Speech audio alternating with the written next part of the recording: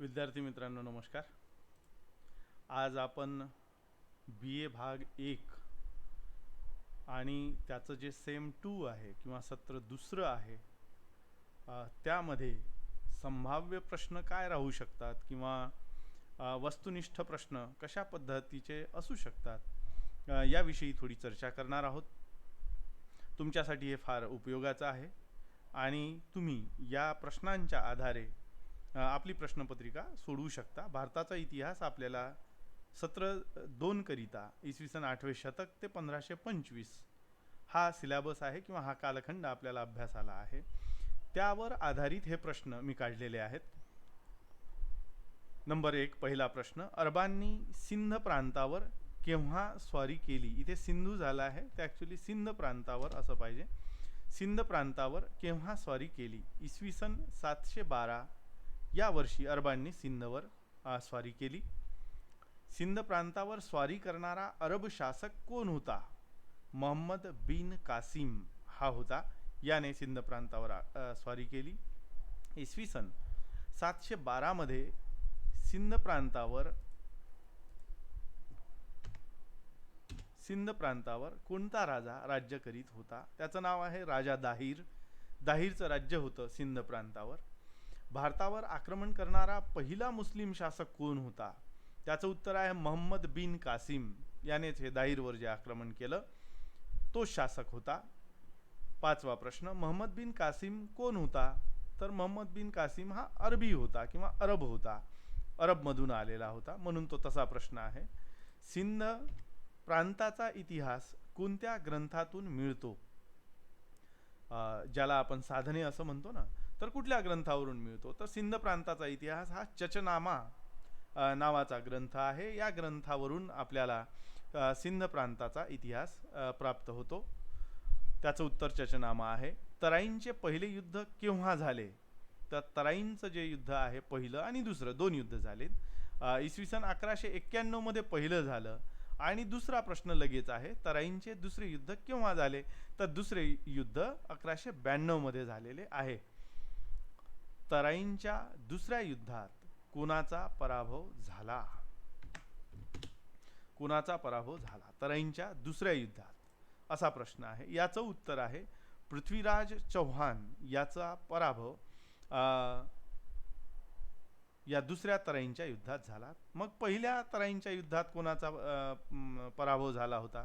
तर मोहम्मद घोरीचा. म्हणजे पहिली तराईंची लढाई आणि दुसरी तराईंची लढाई.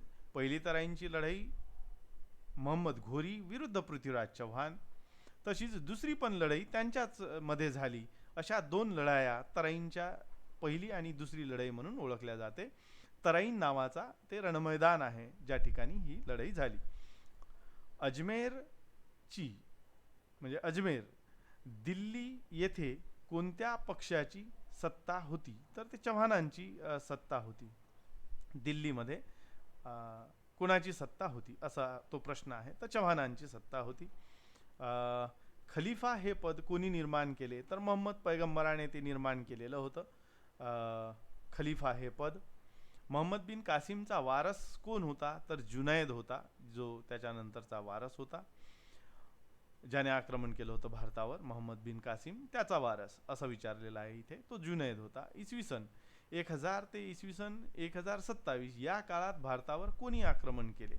तर ते मोहम्मद गझनीने ते आक्रमण केले आणि त्याने 17 स्वाऱ्या केल्या. ह्या प्रसिद्ध आहेत मोहम्मद गझनीच्या 17 स्वाऱ्या. तर मोहम्मद गझनीने ते आक्रमण केलं आणि किती स्वाऱ्या केल्या असा जर प्रश्न असला तर त्याचं उत्तर 17 आक्रमणे हे किंवा 17 स्वाऱ्या होत्या. 15वा प्रश्न, गुजरातमधील सोरटी सोमनाथ या मंदिरावर कोणी स्वारी केली? मोहम्मद गझनीने स्वारी केलेली होती. ज्या 17 स्वाऱ्या केल्या त्यापैकी ही एक स्वारी होती. मोहम्मद गझनीने उदभांडच्या लढाईत कोणाचा पराभव केला? आनंदपाल नावाचा राजा होता. त्याचा पराभव उदभांडच्या लढाईत मोहम्मद गझनीने केला होता. इसवी सन 1008 मध्ये गझनी व आनंदपाल यांच्यात कोणते युद्ध झाले? तर त्या वरच्याच प्रश्नाला पलटून विचारला. उदभांडची लढाई झाली त्या दोघांमध्ये, मोहम्मद गझनी आणि आनंदपाल यांच्यामध्ये. अल्बेरुनी अरबी प्रवासी कोणासोबत भारतामध्ये आला, तर तो मोहम्मद गझनी सोबत भारतामध्ये आलेला होता. अल्बेरुनी. तहकीक ए हिंद हा ग्रंथ कोणी लिहिला? तर हा ग्रंथ अल्बेरुनीने लिहिलेला आहे. त्याने जी लढाई बघितली भारतामध्ये येऊन, तीच त्याने त्याच्यात वर्णित केली. त्याचबरोबर समाजाविषयी माहिती लिहिली, भारतीय समाज कसा आहे याविषयी माहिती लिहिली. ही सगळी माहिती त्याने तहकीक ए हिंदमध्ये लिहिलेली आहे. घोरी साम्राज्याचा संस्थापक कोण होता? तर तो शहाबुद्दीन घोरी होता, ज्याने घोरी साम्राज्याची स्थापना केलेली होती. कनौजमध्ये राठोड वंशाचा कोणता राजा राज्य करीत होता? त्याचं नाव आहे जयचंद राठोड. इथे वंशाचा पाहिजे.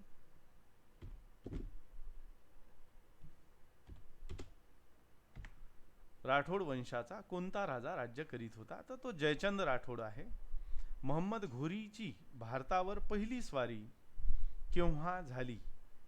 तर ती इसवी सन 1175 मध्ये भारतावर त्याने पहिली स्वारी केली. ज्या मोहम्मद घोरीने म्हणजे पृथ्वीराज चव्हाण जवळून जो प्रदेश जिंकला तो. तर 1175 मध्ये त्याची पहिली स्वारी झाली होती. जयचंद राठोड व मोहम्मद घोरी यांच्यात कोणते युद्ध झाले? जयचंद राठोड व मोहम्मद घोरी यांच्यात कोणते युद्ध झाले? तर ती चांदवारची लढाई म्हणून प्रसिद्ध आहे. जयचंद राठोड आणि मोहम्मद घोरी यांच्यात झाली होती. मोहम्मद घोरीने भारतात राज्यपाल म्हणून कोणाला नेमले?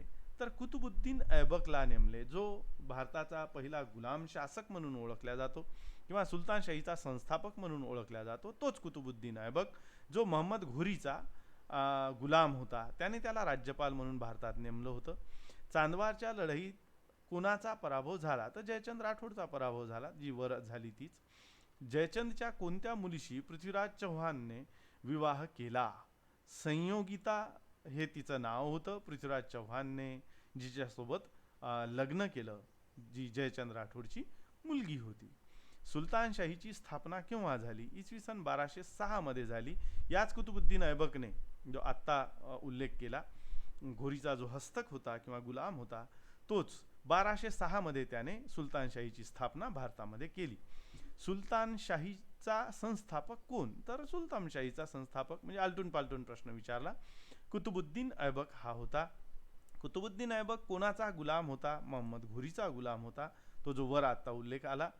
कुतुब मिनारचे बांधकाम सुरू करणारा सुलतान कोण? अशा पद्धतीचा हा प्रश्न आहे. कुतुब मिनार दिल्लीमध्ये आहे आणि त्या कुतुब मिनारचा बांधकाम कुतुब मिनारचं बांधकाम कोणी सुरू केलं असा प्रश्न आहे. कुतुबुद्दीन ऐबकने कुतुब मिनारचं म्हणजे भारतातील विजयाच्या प्रीत्यर्थ कुतुब मिनारचं बांधकाम सुरू केलेलं होतं. कुतुबुद्दीनची कारकीर्द कोणती होती? तर कुतुबुद्दीनची कारकीर्द जास्त काळ नाही जगला तो, 4 वर्ष जगला. इसवी सन 1206 ते इसवी सन 1210 जगला, म्हणजे राज्य केलं. कारकीर्द त्याची भारतामध्ये 1206 ते 1210 एवढी आहे. 32वा प्रश्न, कुतुबुद्दीन ऐबकचा मृत्यू केव्हा झाला? तर 1210 मध्ये झाला. ही कारकीर्द म्हणजेच त्याचा मृत्यू. इसवी सन 1206 ते 1526 हा कालखंड कोणाचा आहे? तर तो सुलतानशाहीचा कालखंड म्हणून ओळखला जातो. इसवी सन 1206 ते 1526 हा कालखंड सुलतानशाहीचा कालखंड म्हणून ओळखला जातो. त्याच्यानंतर 40 गणी गट किंवा 40 गुलामांचा गट कोणी स्थापन केला? तर तो अल्तमशने स्थापन केलेला होता, 40 गुलामांचा गट. त्याच्यानंतर तारीख ए फिरोजशाही हा ग्रंथ कोणी लिहिला? तारीख ए फिरोजशाही नावाचा ग्रंथ, तारीख ए फिरोजशाही नावाचा ग्रंथ कोणी लिहिला? जियाउद्दीन बर्नी याने तो ग्रंथ लिहिलेला आहे. कुतुब मिनार कोणत्या शहरात आहे? तर ते दिल्लीमध्ये आहे. कुतुब मिनारचे बांधकाम पूर्ण करणारा सुलतान कोण? तर तो अल्तमश होता, की याने म्हणजे कुतुबुद्दीन ऐबकच्या काळात ते बांधकाम सुरू झालं आणि पूर्ण झालं ते अल्तमशच्या कालखंडामध्ये. गुलाम वंशाचा संस्थापक कोण होता? तर तो कुतुबुद्दीन ऐबक होता, आपण वर बघितला. ढाई दिन का झोपडा ही मस्जिद कोणत्या शहरात आहे? तर ती अजमेरमध्ये ढाई दिन का झोपडा नावाची मस्जिद बांधलेली आहे. तुघलकनामा हा ग्रंथ कुणी लिहिला? तर तो अमीर खुसरो याने लिहिलेला आहे तुघलक नावाचा ग्रंथ. लाखबक्ष ही पदवी कोणत्या सुलतानाला दिली होती? तर ती कुतुबुद्दीन ऐबकला दिलेली होती, कारण की तो लाखोने दान करणारा म्हणून ओळखला जायचा, म्हणून त्याला लाखबक्ष ही उपाधी होती. कोणत्या मंगोल आक्रमणापासून अल्तमशने सुलतानशाही सुरक्षित ठेवली किंवा सुरक्षित केली? तर चंगेज खान पासून. हा मंगोल आक्रमक होता, याने दिल्लीवर आक्रमण करण्यासाठी तयारी केली होती. सीमेवर तो आला होता, परंतु त्याने भारतावर आक्रमण केलं नाही आणि तिथूनच तो परत फिरला. त्याच्यानंतरचा प्रश्न 43वा प्रश्न आहे. अल्तमशच्या काळात कोणत्या मंगोल आक्रमणाची भीती निर्माण झाली? तर तो म्हणजे चंगेज खान. आत्ताचाच प्रश्न रिपीट झाला. अल्तमश दिल्लीचा सुलतान केव्हा बनला? तर 1211 मध्ये बनला दिल्लीचा सुलतान अल्तमश. टंका ही चांदीची नाणी कोणी प्रचारात आणली? तर ती अल्तमशने आणलेली होती चांदीची नाणी. जे कॉइन्स आलेत त्यापैकी हे एक कॉइन होतं टंका नावाचं, जे अल्तमशने सुरू केलं होतं.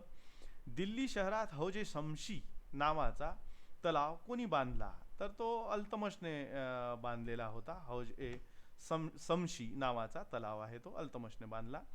अल्तमशचा मृत्यू कोणत्या वर्षी झाला? इसवी सन 1236 मध्ये झाला. रजियतुद्दीन बेगम सुलतान ही पदवी कोणी घेतली? तर ती रजिया बेगमने घेतली, हे आपल्याला माहीतच आहे. रजिया बेगम कोणाची मुलगी होती? तर ती अल्तमशची मुलगी होती. आलटून पालटून प्रश्न विचारले जातात, म्हणून आपण तसे प्रश्न घेतले. सुलतानशाही काळातील एकमेव स्त्री सुलतान कोण होती? तर ती रजिया सुलतान होती.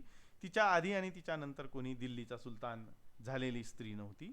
अल्तमश नंतर दिल्लीचा सुलतान कोण बनला? तर फिरोज शाह हा त्यानंतर सुलतान बनला. रजिया सुलतानचा राज्याभिषेक केव्हा झाला? 6 नोव्हेंबर 1236 मध्ये झाला.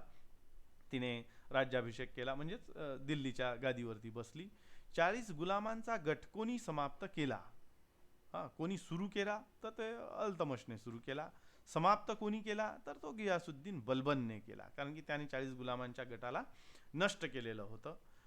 54वा प्रश्न. सुलतानशाही काळामध्ये ईश्वरीय राजपदाचा सिद्धांत सर्वात प्रथम कोणी मांडला?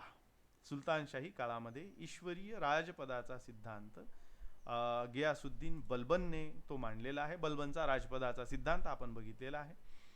इसवी सन 1206 ते 1290 हा कालखंड कोणत्या घराण्याचा मानला जातो? त्याला गुलाम घराणे म्हणतात, कारण की या काळात जेवढेही सत्ताधीश आले, सुलतान आले, ते सगळेच्या सगळे गुलाम होते आणि म्हणून गुलाम घराणे असं म्हणतात त्याला.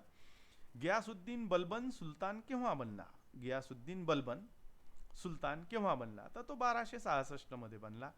गियासुद्दीन बलबनचा मृत्यू केव्हा झाला? गियासुद्दीन बलबनचा मृत्यू 1287 मध्ये झाला. गियासुद्दीन बलबन कोणत्या सुलतानाचा वजीर होता? तर नासिरुद्दीन मोहम्मद चा तो वजीर होता. त्याच्या काळात वजीर पदापर्यंत तो पोहोचला होता आणि नासिरुद्दीन मोहम्मदच्या मृत्यूनंतर तो स्वतःच सुलतान बनलेला दिसून येतो. उलुग खान ही पदवी नासिरुद्दीन मोहम्मदने कोणाला दिली? नासिरुद्दीन आहे हे, नासिरुद्दीन मोहम्मदने कोणाला दिली? तर गियासुद्दीन बलबनला दिलेली होती. त्याचं उत्तर गियासुद्दीन बलबन आहे. मेवाड राज्याची राजधानी कोणती होती? मेवाडची राजधानी चित्तौड होती. नासिरुद्दीन मोहम्मद नंतर दिल्लीचा सुलतान कोण बनला? तर गियासुद्दीन बलबन बनला, आत्ताच वर म्हटल्याप्रमाणे. घोड्याला डाग देण्याची प्रथा सुरू करणारा सुलतान कोण होता? तर गियासुद्दीन बलबन होता. त्याने सर्वात प्रथम ती सुरुवात केली.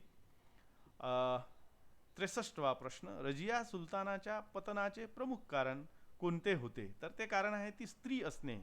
ती स्त्री होती आणि ती पुरुषांप्रमाणे दरबारामध्ये वागत होती आणि त्यामुळे पुरुषांना स्त्रियांचं वर्चस्व भावलं नाही आणि म्हणून रजियाचा पाडाव झाला असं म्हणता येईल. 63वा प्रश्न.